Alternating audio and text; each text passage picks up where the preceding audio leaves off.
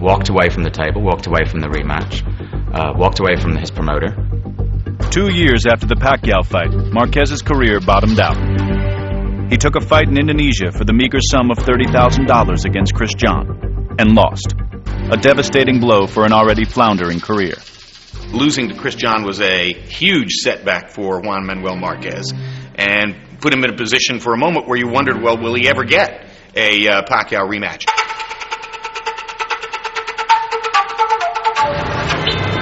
In the Southeast Asian islands of the Philippines, there is no bigger star than Manny Pacquiao, who rose from poverty in the rolling hills of Cabaue to become a champion worshipped by millions.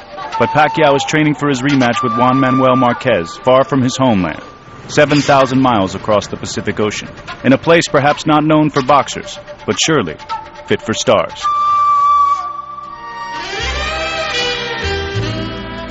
Most fighters, they go to Big Bear, California, or the Poconos. They're in the mountains somewhere. They're out in the desert, somewhere in some ranch, and there's not a person for miles around. Manny Pacquiao, to get away from everything, comes to Hollywood.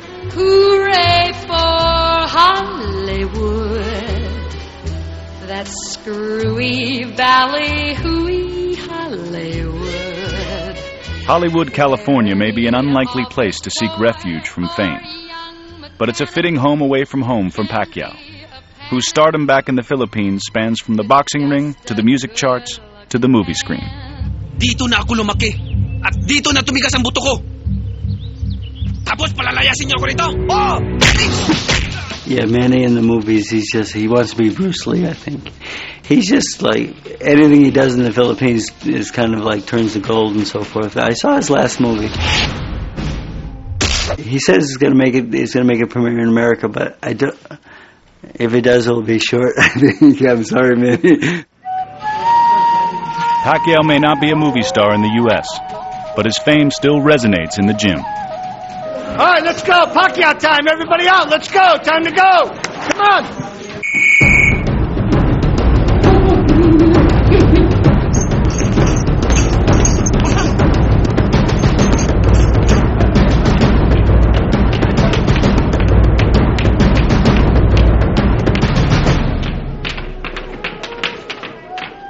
And when the training day is done, Pacquiao is embraced by fellow Filipinos wherever he goes. The Thai restaurant that scene is I think indicative of how a lot of the Filipinos approach life, which is the group is really important and they like to take care of their friends, take care of their people, and try and include everybody, not leave anybody out. Check it out, this apple from the Black Eyed Peas. Yeah, you. And I'm Filipino, and I'm here to support Manny Pacquiao. Hoy pare, pakinggan niyo ako. Ito nang tunay na Filipino, galing sa baryo sa Pambato, pumunta ng LA nagtrabaho para makatulong sa nanay. Ikaw ang aking bebo. Ikaw ay Filipino.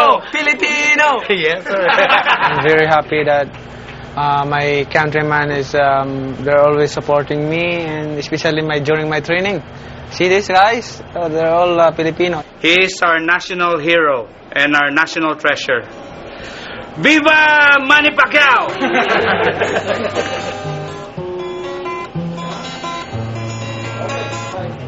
For Pacquiao, relative anonymity permits quiet days and nights like these. But when the sun rises once more, the fighter has little trouble refocusing. Boxing is my priority in my life because without boxing, nobody knows me.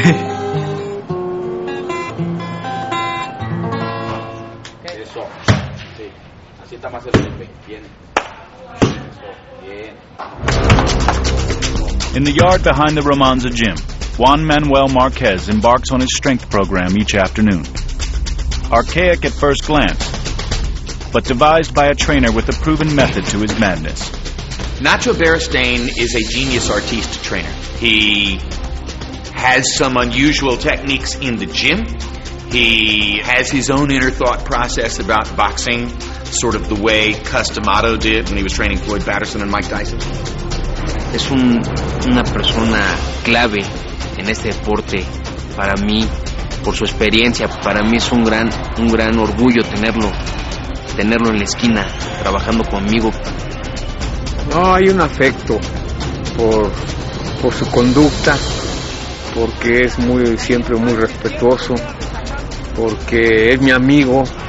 The connection between fighter and trainer has been strengthened over time and has survived questions regarding Bearstain's guidance outside the ring.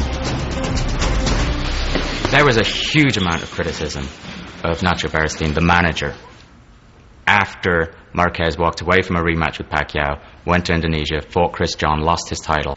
There's rarely, if ever, been that same criticism of him as a trainer. I think there's a recognition that the two work very well together indeed in the corner. The relationship dates back decades, when two precocious young punchers, Juan and his brother Rafael, were brought to the gym by their father, a semi-pro fighter himself. Juan Marquez Sr. was in search of someone who could cultivate his son's talent and keep them off the street. Not that sparring could have been expected to be a safe alternative.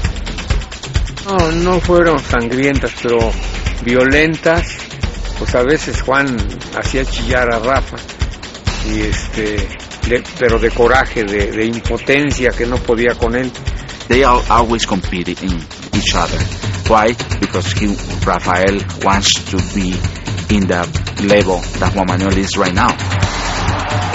Years later, Juan Manuel and Rafael have 85 wins between them and have developed into one of the great brother-brother tandems in boxing history. Going back in history, I don't think there's anything like the Marquez brothers. Outstanding fighters in different divisions at the same time. There have been many brother acts in boxing, but usually one has been dominant and the other one has just never made it to the elite level. Training together keeps the brothers close. Meanwhile, outside the gym, family remains the focus for Juan, whose own wife and 3 children provide a nightly respite from workouts and a reminder of the rewards of victory on March 15th.